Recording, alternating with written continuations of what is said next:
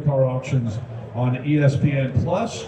And MCACN, we should also point out, is proud, very proud, to once again be the title sponsor of the MUSCLECAR and Corvette Nationals. If you've not been to the MCACN display over there, under the two banners that hang from the ceiling, please do that and check out some of the cars that are going to be in Kissimmee in January of 2026.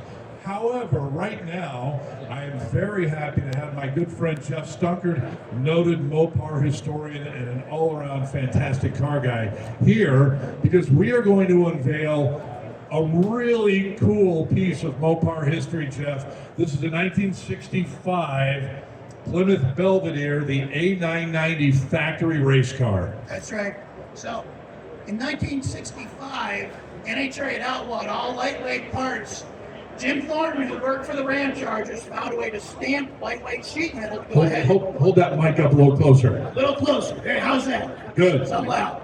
At any rate, no other manufacturer built a superstock car in 1965, and these cars dominated the 65 season.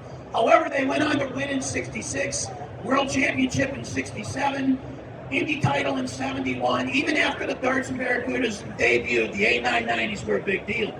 This particular car is very cool. So we're going to have Hemi Eddie come over and talk to us a little bit about this car's background as an A990 vehicle. Hemi Eddie Strelecki. Well, thank you, Jeff. Thank you. Yeah, so the background of the car, it had 9 different owners. It was raced its whole time and all that. And, you know, whenever I met Jerry about a year ago and all that, he started, you know, trying parts and making sure the car was as good as it could be when we put it back together and all that. Eddie, hold that mic up. Okay, sorry about that. Usually I talk pretty loud and I don't need a microphone. Hey, it's loud in here, brother. You got to do what you can. So anyway, so the car is a really cool car. We're putting it together just about a month ago, and Jerry pulls the glass out of the cardboard where it was at and all that, and it still had one of the racers' name on it. He says, "What do I do?" And I said, "You leave that on the car because that is part of the history of this car now." The car has great history. It's got great bones. It's got a lot of great original race car parts on it. It's an awesome car. All right. So, ladies, if you would do the honor, please.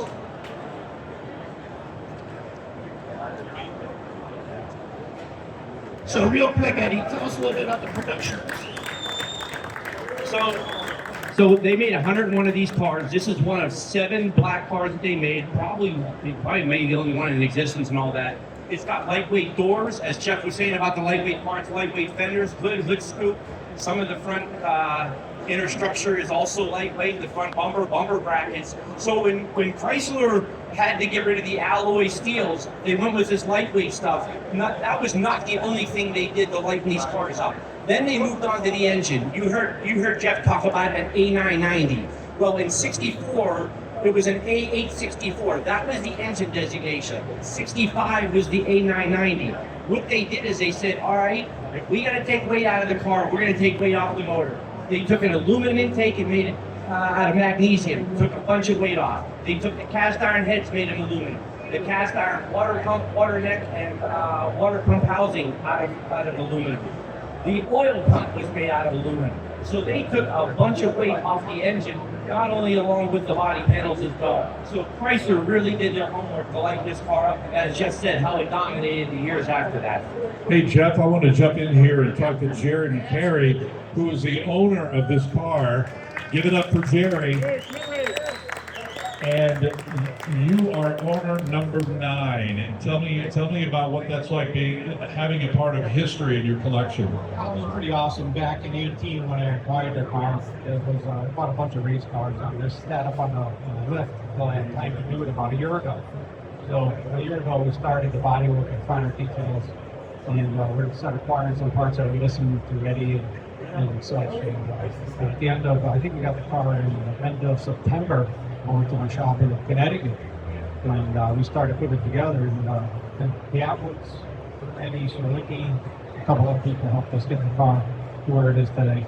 Eddie was with me for about a week, day and night, at my facility, and got the car done along with the Atwoods. So they did a great job helping out also. I tell you what, and Jeff, you can speak to this as well. The finer details, by the way, in my neck of the woods, Danville, Indiana, did the paint and the body work.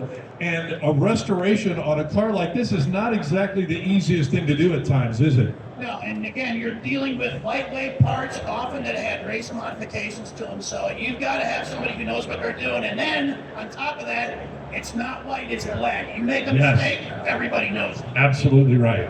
Well, here it is. If you got any questions, I'm sure Hemi, Eddie, and Jerry will be here. Justin Bliss over here. Where's Justin? Where'd he go? He's hiding.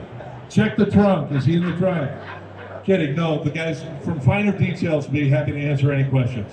Big shout out to Jay Webb, the auto body technician. He did all the work in the car. He's an employee. Excellent job. Jay Webb as well. I saw Jay over there. There's Jay. And I'll finish this up, guys, at 1 o'clock. I'll be over on the stage. There's another group. This is part of the class of 65 here at MCACN. There's another group of A990 cars on display.